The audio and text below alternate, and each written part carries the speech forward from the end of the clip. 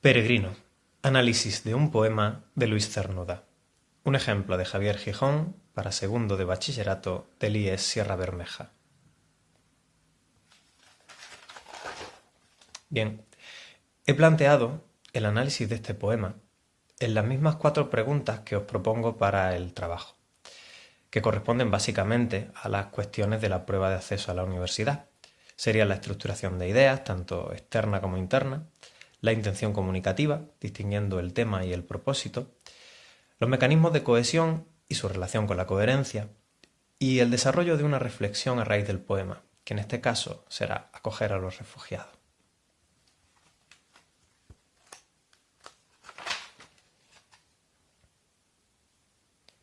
Peregrino.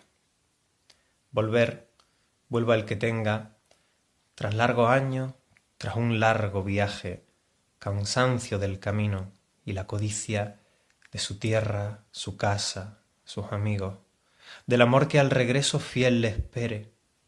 Mas tú, volver, regresar no piensas, sino seguir libre adelante, disponible por siempre, mozo o viejo, sin hijo que te busque, como a Ulises, sin Ítaca que aguarde y sin Penélope.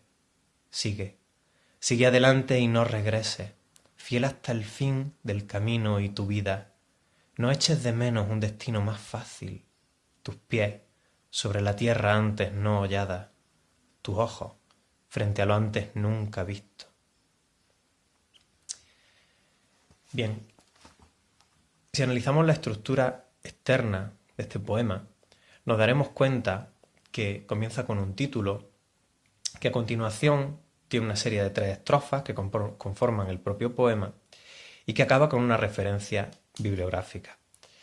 Las estrofas son cada una de 5 versos, de manera que el poema tiene en su totalidad 15 versos. Y estos versos oscilan en su número de sílabas entre las 7 del más corto, que es el primero, y las 12 de algunos otros, aunque en su mayoría son versos endecasílabos. No obstante, el poema no corresponde a ninguna forma métrica preestablecida, así que no podemos fijarla, y diremos que, puesto que no tiene rima, es un poema en verso blanco.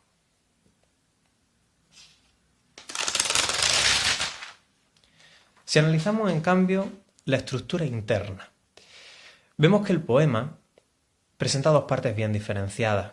Una primera, que funciona como introducción, y sería la primera estrofa, corresponde a la idea general del regreso. Empieza con el planteamiento de la cuestión del regreso, en la pregunta retórica de volver, y luego describe la situación del que podría regresar o las características de quien podría regresar. A continuación, hay un cuerpo del poema en el que se expone el caso del poeta. Corresponde a las estrofas 2 y 3. Comienza con el rechazo de la idea del regreso, en los versos del 6 al 8, y continúa con la oposición al mito de Ulises, en los versos 9 y 10. La segunda estrofa plantea la alternativa, seguir adelante, en los versos 11 y 13, y acaba finalmente con la imagen del futuro y lo desconocido. Desde luego esta estructuración es bastante pormenorizada, quizá demasiado. Podría simplificarse y decirse simplemente que la segunda estrofa corresponde al rechazo de la idea del regreso y que la tercera estrofa plantea la alternativa de seguir adelante. He mantenido esta distinción porque me parece que el poeta, con los paralelismos y las anáforas de los 2 últimos versos de cada estrofa, está marcando una distinción que hay que respetar. Por último, respecto de la estructura del texto, podríamos decir que, dado que el texto parte de lo general para llegar a lo particular y que plantea un problema para proponer más o menos una solución, podríamos decir, que el texto tiene una estructura que tiende a ser inductiva.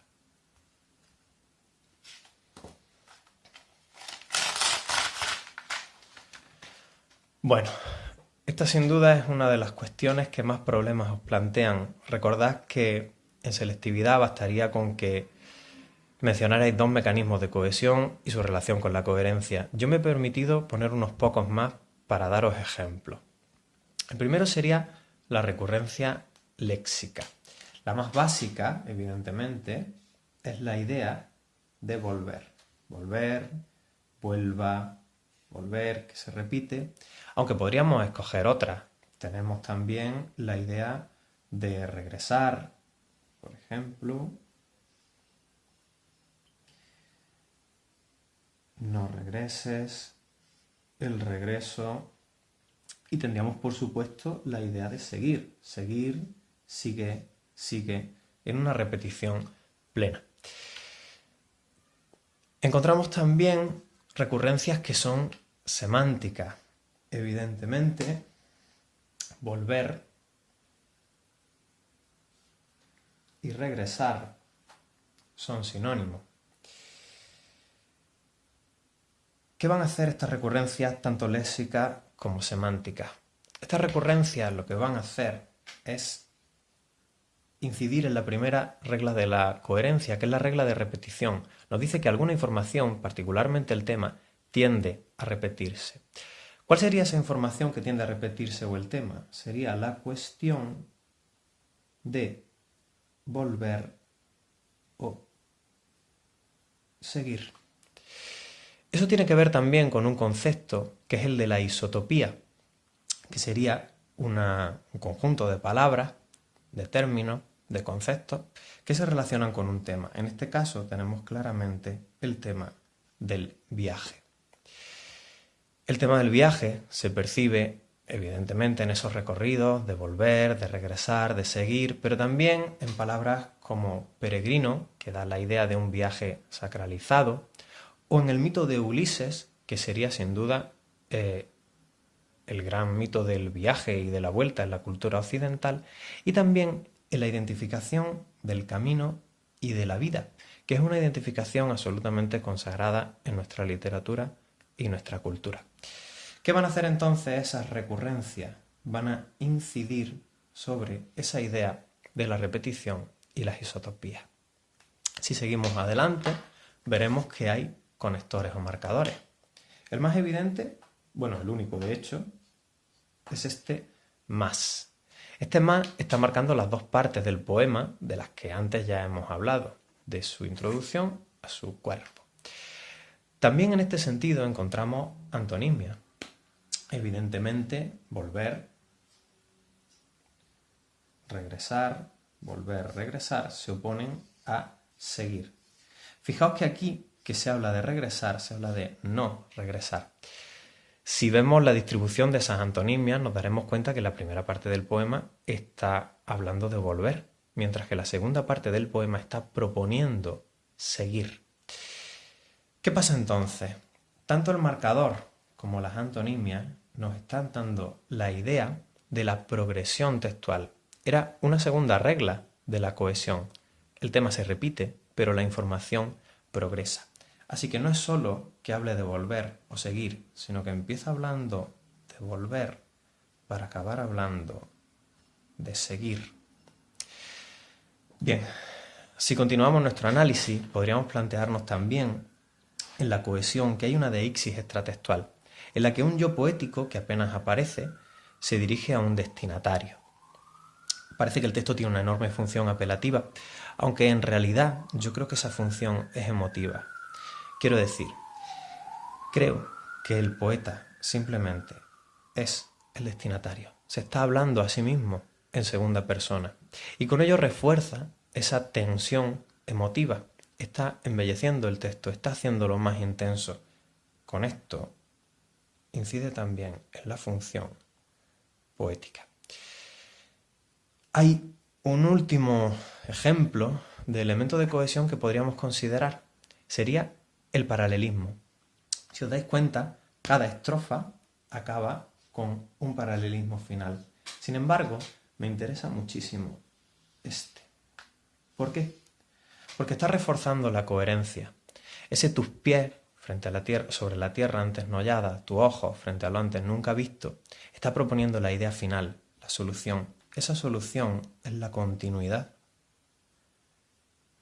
Pero no solo lo está diciendo con el texto, sino que el propio recurso literario da una sensación de fluidez, de continuidad, de que el texto, como el propio Cernuda, podría seguir hacia adelante. Bien, acabaremos nuestro análisis con el desarrollo de una reflexión a raíz del poema. Sería el tema de acoger a los refugiados. Os he puesto en la página izquierda el esquema de la coherencia de mi texto expositivo argumentativo para que podáis seguirlo. Recordad que os recomiendo que haya una introducción, un cuerpo y una conclusión, y que se os pedirá que consideréis al menos 2 argumentos y un contraargumento. En este caso yo lo he puesto al principio porque de alguna manera los argumentos tienden a redundar sobre la propia contraargumentación. Cuando abordamos el tema de acoger a los refugiados,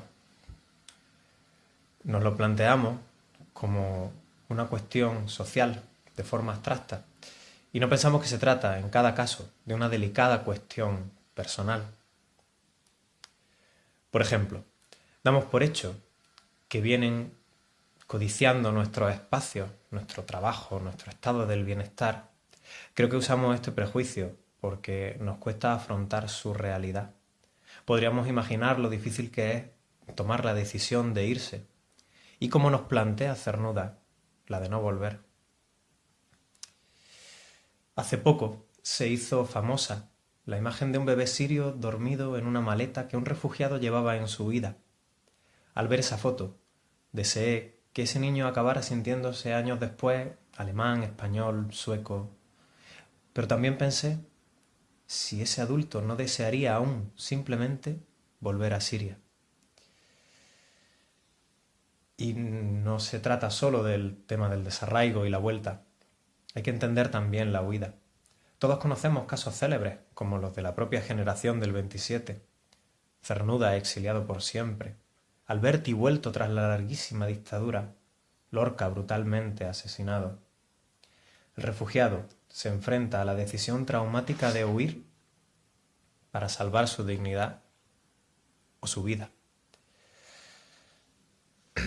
En suma, deberíamos dejar de considerar a los refugiados una masa, un flujo, para pensar que son una persona y otra ante una encrucijada vital terrible.